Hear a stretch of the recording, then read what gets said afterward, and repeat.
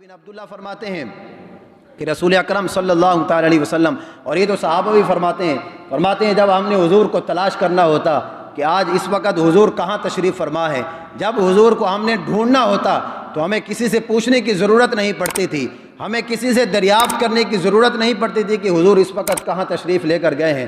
فرماتے ہیں حضور جس راستے سے گزر جاتے وہ راستے پھر خوشبو سے مہک جاتے تھے، وہ راستے پھر عنبر کی خوشبو سے مہک جاتے تھے، ہم اس خوشبو سے پہچان جاتے کہ حضور اس وقت کہاں تشریف فرما ہے۔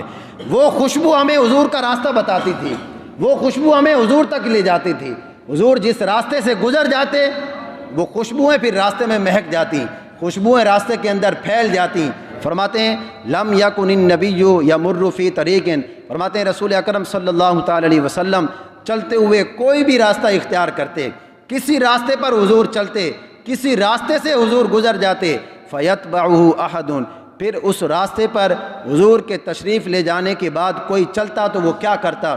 فرماتے ہیں الا عرف انہ سلکہ من طیبۃ، فرماتے ہیں پیچھے راستے پر چلنے والے کو پتہ چل جاتا کہ یہاں سے امام الانبیاء کا گزر ہوا ہے، یہاں سے حضور گزر کر گئے ہیں۔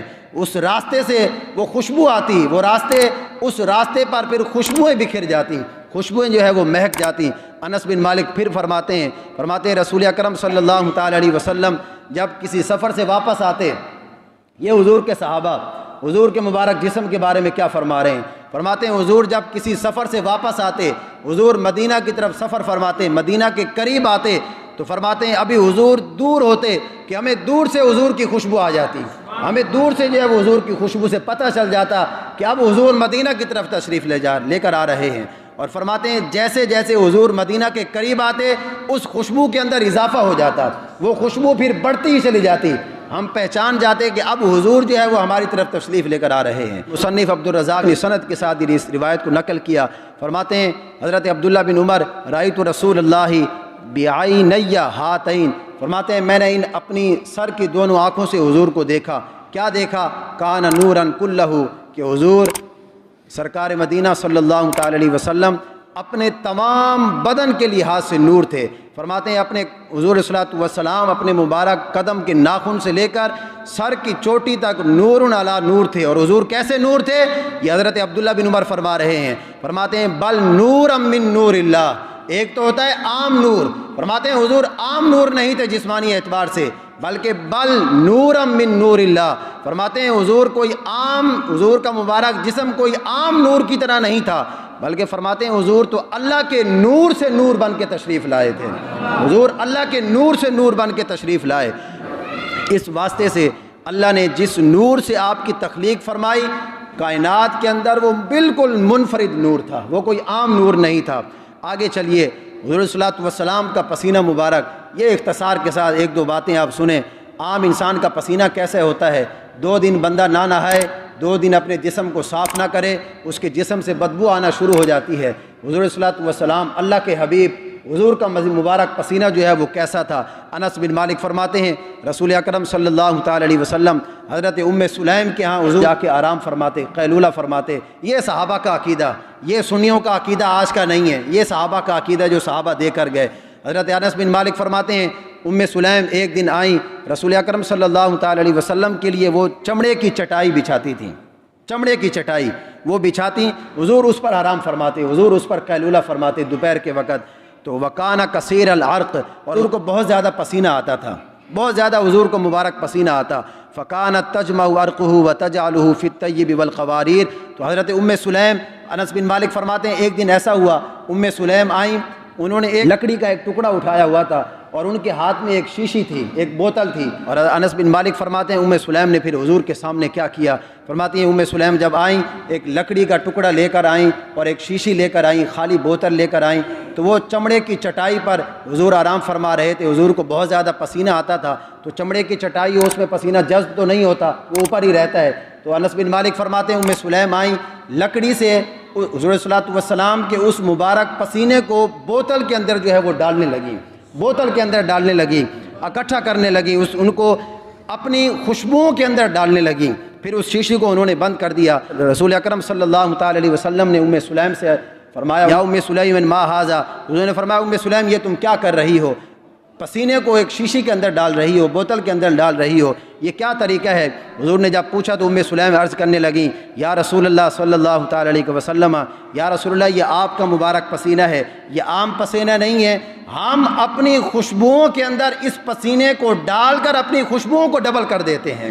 ہماری خوشبو کی جو بوتل ہوتی ہے، ہماری جو خوشبو ہوتی ہے، وہ آپ کے مبارک پسینے سے اسی خوشبو میں اضافہ ہو جاتا ہے، اس کی خوشبو بڑھ جاتی ہے۔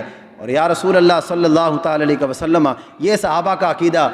سلیم عرض کرنے لگیں، یا رسول اللہ صلی اللہ تعالی علیہ وسلم، ہمارے پاس جب کوئی بیمار آتا ہے، ہمارے پاس جب کوئی تنگ دست آتا ہے، ہمارے پاس جب کوئی مشکل کشا آتا ہے، تو یا رسول اللہ ہم جس مبارک بوتل کے اندر آپ کا مبارک پسینہ ڈالا، جس مبارک خوشبو کے اندر آپ کا مبارک پسینہ ڈالا، یا رسول اللہ ہم اس کو برکت کے طور پر یہی پسینہ دیتے ہیں، اللہ اس کی مشکل آسان فرما دیتا ہے۔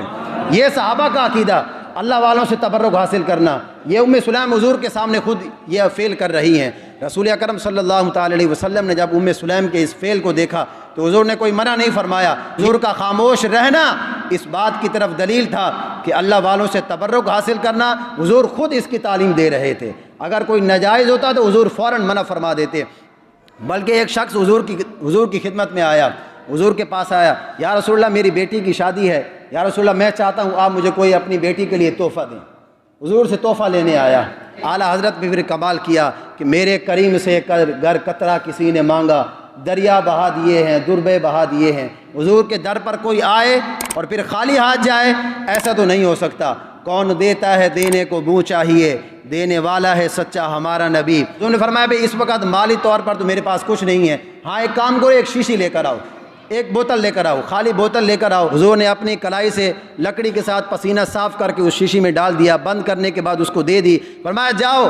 حضور نے فرمایا یہ میری طرف سے اپنی بیٹی کو تحفہ دے دینا۔ جب وہ شخص چلا گیا، اللہ اکبر، یہ الخصائص کبریٰ کے اندر امام نے لکھا، فرماتے ہیں جس وقت اس صحابی کی بیٹی نے رسول اکرم صلی اللہ تعالی علیہ وسلم کے مبارک پسینے کو کھولا، اس شیشی کو کھولا، اس شیشی میں سے جناب والا حضور کا مبارک پسینہ لگایا، تو حدیث کے الفاظ موجود ہیں، یشم اہل المدینۃ راحیۃ ذالک الطیب، فرماتے ہیں اس گھر کے اندر اس صحابی رسول کی بیٹی موجود تھی۔ جب انہوں نے وہ شیشی کھولی، وہ پسینہ لگایا، خوشبو کے طور پر استعمال کیا، تو فرماتے ہیں وہ لڑکی صحابی رسول کی بیٹی گھر کے اندر موجود تھی، لیکن فرماتے ہیں جب وہ شیشی کھلی تو اس کی خوشبو پورے مدینے کے اندر پھر پھیل گئی، اس کی خوشبو پورے مدینے کے اندر لوگوں نے محسوس کی۔ اور فرماتے ہیں آگے حدیث کے الفاظ سنیے، فَسَمُّوا بَيْتَ الْمُطَيَّبِينَ، اللہ اکبر، فرماتے ہیں اس گھر سے پھر ایسی خوشبو آئی، اس گھر سے ایسی مہک آئی، ایسی خوشبو آئی، فرماتے ہیں پھر صحابہ نے اس گھر کا نام ہی بیت المطیبین، خوشبو والا گھر رکھ دیا، کہ یہ تو ایسا گھر ہے کہ یہاں سے تو ہر وقت خوشبو آتی رہتی ہے۔ اور پھر صحابہ نے صحابہ نے گھر والوں کا نام بھی یہی رکھ دیا، یہ تو یار یہ تو بڑے خوشبو والے لوگ ہیں، ان سے تو ہر وقت خوشبو آتی رہتی ہے۔ یہ تو مبارک پسینے کی صرف ایک بات تھی، ایسی ہزاروں مثالیں ہمارے سامنے موجود ہیں، ہزاروں باتیں ایسے ہمارے سامنے موجود ہیں۔ جناب والا حضور کے مبارک لعاب دہن کا کیا عالم تھا۔ عروہ بن مسعود فرماتے ہیں جب حدیبیہ کے مقام پر عروہ بن مسعود ابھی ایمان نہیں لائے تھے، کافروں کی طرف سے وزیر بن کے آئے تھے، کافروں نے بھیجا کہ جاؤ بھائی دیکھ کر آؤ حدیبیہ کے مقام پر امام الانبیاء کے لشکر کا کیا حال ہے۔ عروہ بن مسعود جب آئے تو عروہ بن مسعود نے جو منظر دیکھا، جو جناب والا وہاں کا منظر دیکھا، جب وہ واپس گئے دیکھ کر تو قبیلے والوں نے پوچھا ان سے کہ ہاں بھی بتائیں وہاں کے کیا حالات ہیں۔ فرمایا اللہ اکبر، فرمایا کچھ نہ پوچھو، ایسا منظر میں نے حدیبیہ کے مقام پر دیکھا کہ جو منظر میں نے کیسر و کسریٰ کے دربار کے اندر بھی نہیں دیکھا۔ تو پوچھا بھائی بڑے متعجب ہوئے کافر، کیا دیکھا تم نے وہاں پر؟ فرمایا نہ پوچھو، جب میں وہاں گیا تو میں نے کیا دیکھا، 1400 صحابہ موجود ہیں، حضور جب مبارک لعاب حضور کے مبارک ہونٹوں سے جب نیچے آتا ہے تو حضور کے صحابہ حضور کے لعاب کو زمین پر نہیں آنے دیتے۔ فرمایا پھر کیا کرتے ہیں وہ اپنے مبارک ہاتھ جو ہے وہ حضور کے مبارک لعاب کے نیچے رکھ دیتے ہیں، یا رسول اللہ یہاں تھوک مارا فرمائیے، یا رسول اللہ یہاں لعاب دہن گرائیے۔ فرمایا اس کے بعد پھر کیا کرتے ہیں، کیا وہ حضور کا لعاب لے کر اپنے کپڑوں سے صاف کر لیتے ہیں؟ فرمایا نہیں۔ عروہ بن مسعود ابھی اسلام نہیں لائے تھے، کافروں کی طرف سے وزیر بن کے آئے، ایک منظر دیکھ کر گئے، پھر وہ منظر جا کے کافروں میں بتایا۔ فرمایا وہ مبارک لعاب لینے کے بعد کیا کرتے ہیں، کپڑوں سے صاف کر لیتے ہیں؟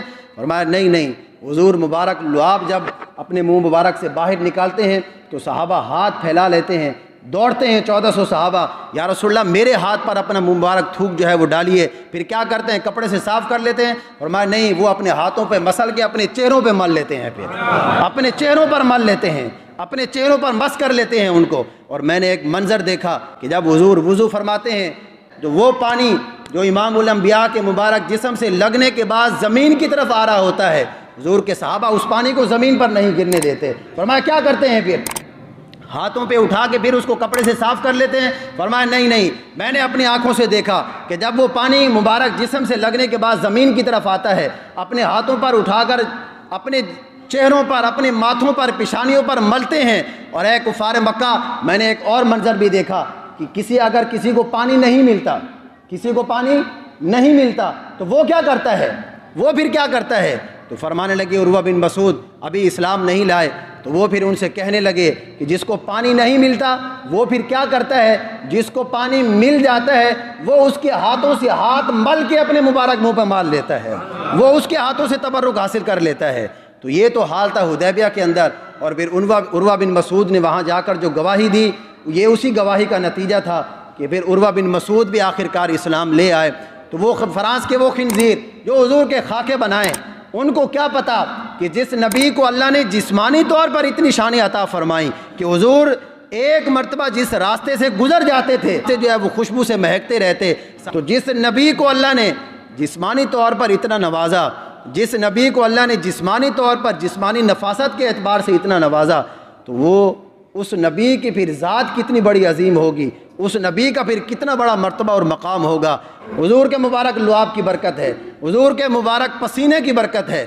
تو یہ تو جناب والا ابھی تو یہ تو صرف پسینے کی بات ہو رہی ہے، یہ تو صرف مبارک جسم کی بات ہو رہی ہے، یہ تو مبارک لعاب کی بات ہو رہی ہے۔ حضور کی ذات کتنی بڑی عظیم ہوگی۔ اعلیٰ حضرت پھر یہاں پر بولے اللہ کی سرتاب قدم شان ہے یہ، انسان ہی انسان وہ انسان ہے یہ۔ اور قرآن تو انہیں ایمان بتاتا ہے، قرآن تو ایمان بتاتا ہے انہیں، اور ایمان یہ کہتا ہے کہ میری جان ہے یہ۔ تو یہ تو اعلیٰ حضرت بھی ہمیں عقیدہ دے کر گئے۔ تو وہ فرانس کے خنزیر وہ کچھ بھی کریں، ہمیں اپنے آقا و مولا سے جو محبت ہے وہ قیامت تک وہ اس کے اندر کوئی کمی نہیں لا سکتا، کیونکہ میرے امام ہمیں یہ عقیدہ دے کر گئے کہ رہے گا یوں ہی ان کا چرچا رہے گا، پڑے خاک ہو جائیں جل جانے والے۔ جس محبوب کو اللہ نے جسمانی طور پر اتنی عظمتیں عطا فرمائی، تو یقین جانیے اس محبوب کی شان کا پھر کوئی اندازہ نہیں کر سکتا، اس محبوب کی عظمتوں کا کوئی اندازہ نہیں کر سکتا۔ اللہ ہمیں حضور کی محبت عطا فرمائے، اللہ ہمیں حضور کی محبت میں جینا اور مرنا نصیب فرمائے۔ لبیک لبیک لبیک یا رسول اللہ، لبیک لبیک لبیک یا رسول اللہ، لبیک لبیک لبیک یا رسول اللہ۔ تاجدار ختم نبوت، تاجدار ختم نبوت، تاجدار ختم نبوت۔ گستاخ رسول کی ایک ہی سزا، گستاخ نبی کی ایک ہی سزا، گستاخ نبی کی ایک ہی سزا۔ کروں تیرے نام پہ جاں فدا، نہ بس ایک جاں دو جہاں فدا، دو جہاں سے بھی نہیں جی بھرا، کروں کیا کروڑوں جہاں نہیں۔ وآخر دعوانا الحمد للہ۔